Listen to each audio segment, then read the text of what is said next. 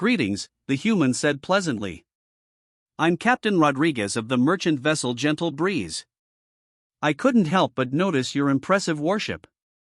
Beautiful engineering, Korthak design, if I'm not mistaken." Vex then found himself responding before he'd consciously decided to. "Yes, it is. Wonderful craftsmanship. I actually have a colleague who studied Korthak naval architecture. Dr. Sarah Chen, perhaps you've heard of her? She wrote several papers on the tactical applications of your ship designs after the unpleasantness with the Shadowclaw pirates." The temperature on the bridge seemed to drop.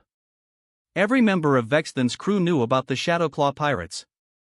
They'd been the most feared raiding fleet in this sector until they'd made the mistake of attacking a human research vessel. The entire fleet, 43 ships, had vanished without a trace. "I trust your voyage has been profitable," Captain Rodriguez continued conversationally. "Though I should mention, our NAV computer flagged your ship's signature as being remarkably similar to vessels involved in some unfortunate incidents last year. I'm sure it's just a coincidence, of course." Vexthan's mouth went dry.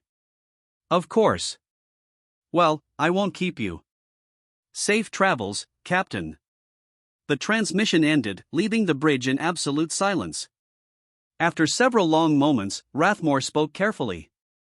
"Captain, perhaps we should consider alternative targets. The Rigelian trade convoy is scheduled to pass through Sector 7 tomorrow. No humans involved."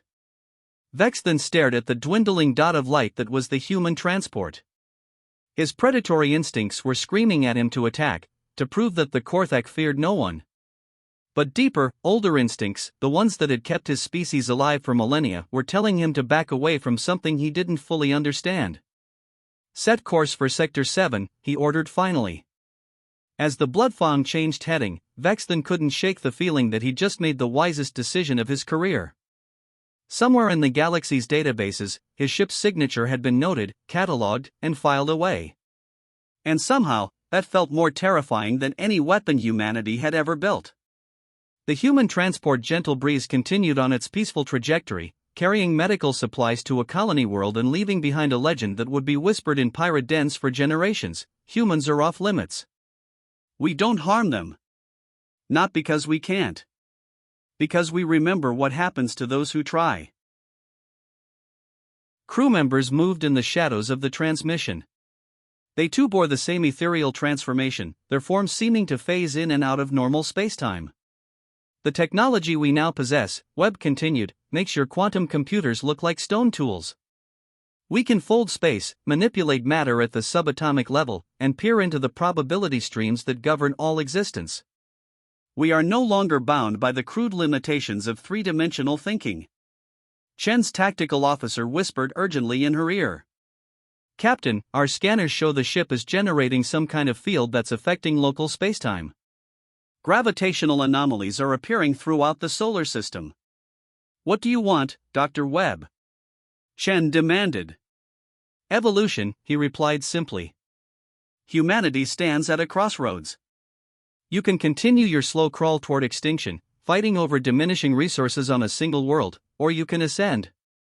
The architects have given us the tools to elevate our species beyond the constraints of physical existence."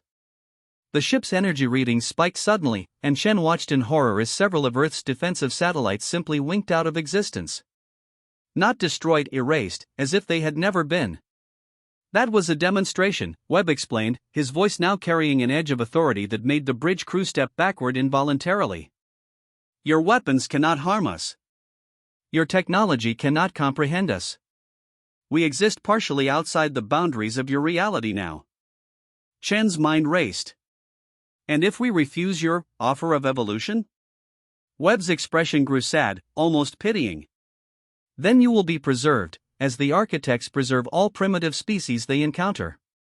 Placed in a state of suspended existence until you naturally develop the capacity to join the greater galactic consciousness. It is not cruel, it is merciful." The implications hit Chen like a physical blow. "You're talking about ending human civilization as we know it." "I am talking about beginning human civilization as it should be," Webb corrected. "Free from death, from scarcity, from the petty conflicts that have defined your history." We offer you immortality, unlimited knowledge, the ability to explore not just the universe but the infinite dimensions that exist beyond it. Chen looked around at her crew, seeing her own thoughts reflected in their faces. These beings, for they were no longer truly human, possessed power beyond imagination. They could probably erase Earth's entire defensive fleet with a thought. Yet something in Webb's manner suggested they genuinely believed they were offering salvation. "How long do we have to decide?" she asked. "Time is an illusion we no longer subscribe to," Webb replied. "But in terms you can understand, one of your solar cycles. We will return to this system in 1 year. Have your answer ready." The transmission ended, and the horizon began to fade from view, not moving away but simply becoming less real, as if it were returning to whatever impossible realm it now called home. Chen slumped into her command chair, the weight of humanity's future pressing down on her shoulders. Outside the viewport, Earth continued its ancient rotation, unaware that everything had just changed forever. The species that had once gazed at the stars with wonder now faced a choice between transformation into something unrecognizably alien or preservation in an eternal cage of their own making. The age of humanity as they knew it was ending.